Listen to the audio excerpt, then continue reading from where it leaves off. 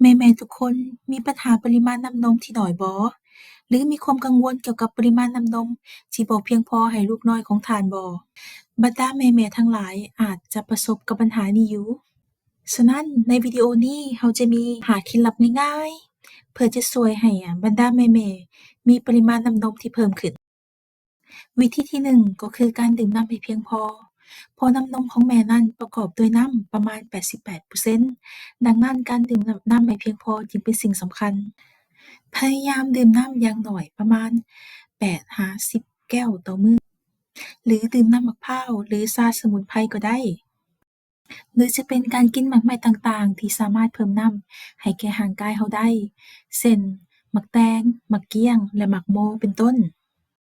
วิธีที่2แม่นการให้น้ำนมลูกเรื่อยๆการให้น้ำนมลูกเรื่อยๆนั้นเฮ็ดให้ร่างกายเรานั้นผลิตน้ำนมได้หลายขึ้นพยายามให้นมลูกทุกๆ2หรือ3ชั่วโมง หรือว่าอย่างน้อย8-12ครั้งต่อมื้อและอย่าลืมป้อนนมลูกทั้งสองข้าง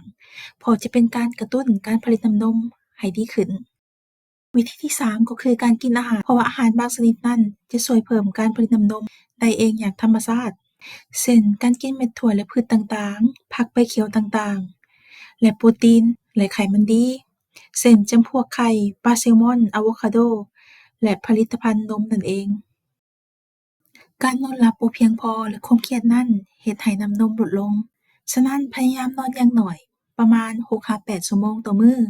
หรือว่านอนเว้นพร้อมกับลูก และถ้าหากมีเวลาก็พยายามออกกำลังกายเบาๆเพื่อให้มีความผ่อนคลาย และสุดท้ายวิธีที่5ก่อนการให้นมลูกทุกๆครั้งพยายามนวดเต้านมเบาๆเพื่อให้น้ำนมไหลดีขึ้นและเวลาให้นมลูกน้อยนั้นก็พยายามให้ผิวสัมผัสกับผิวกับลูกน้อยเพื่อเป็นการกระตุ้นฮอร์โมนในการผลิตน้ำนมได้หลายขึ้นอีกด้วยและนี่ก็คือเคล็ดลับง่ายๆเพื่อจะเพิ่มปริมาณน้ำนมด้วยวิธีธรรมชาติถ้าคิดว่าข้อมูลนี้เป็นประโยชน์อย่าลืมกดไลค์และแชร์ให้กับบรรดาแม่ๆมือใหม่ และฝากทุกคนติดตามเพจใช้ชีวิตกับมิลินเพื่อเป็นกำลังใจให้พวกเราสร้างข้อมูลดีๆมาให้บรรดาแม่ๆ